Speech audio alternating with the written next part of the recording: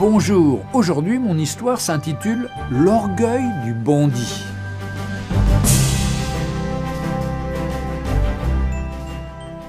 En Amérique du Sud, dans un certain pays, il y avait un homme qui s'était enrichi grâce au trafic de la drogue.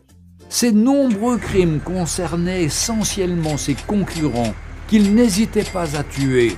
Mais à chaque fois qu'il comparaissait au tribunal, il était toujours innocenté.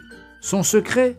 Il avait un très bon avocat. Ce dernier était capable de convaincre n'importe quel jury de l'innocence de son client, quel que soit le crime dont il était accusé.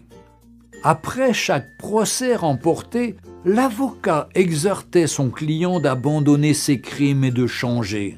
Ce dernier rétorquait « Je te paie pour me défendre, pas pour me conseiller ». Un jour, il fit tuer un homme qui courtisait sa femme. La punition pour ce crime était la réclusion à perpétuité ou la condamnation à mort. Lorsque l'affaire fut appelée devant la cour, il appela son avocat qui, une fois de plus, convaincut le jury de l'innocence de son client.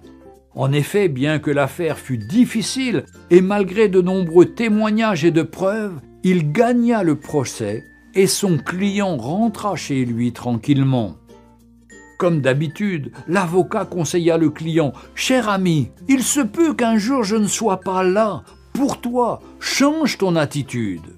Et attention, je suis ton patron et non ton fils. Va donner tes conseils ailleurs, lui répondit son riche client avec orgueil. Un jour, il récidiva en tuant un pasteur qui militait contre le trafic des drogues. Mais quelque chose s'est passé, bien que l'affaire était difficile et très compliquée. Mais il était tellement sûr de son avocat qu'il appela ses amis, ses parents, sa femme et ses enfants pour assister au procès afin de voir comment il va humilier les juges et le ministère public. Alors qu'il se rendait au tribunal, il appela son avocat. Ce dernier lui rassura qu'il était en route et qu'il arrivait déjà. La salle était pleine à craquer et on attendait l'entrée du juge pour le début du procès. Et lorsque l'huissier fit lever l'assistance pour l'entrée du juge président, le trafiquant de drogue fut glacé de constater que c'est son avocat qui est sur le siège du jugement en tant que juge président de la cour. Il n'était plus un avocat, mais un juge.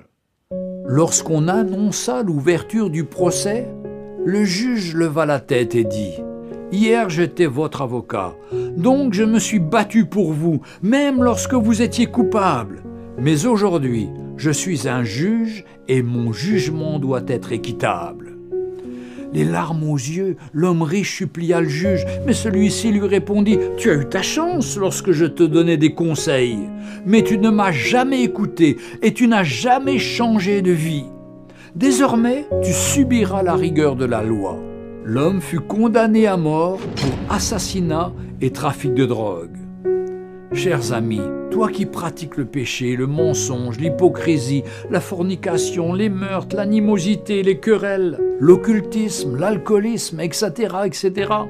Aujourd'hui, Jésus-Christ est ton avocat auprès du Père. Il te conseille de changer, de te repentir, de te convertir avant qu'il ne soit trop tard et que tu rejettes sa voix.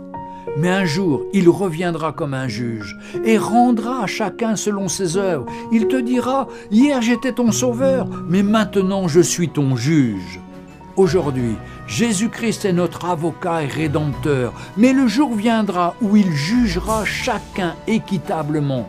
Jésus-Christ revient bientôt. Retrouvez Un jour une histoire sur www.365histoire.com.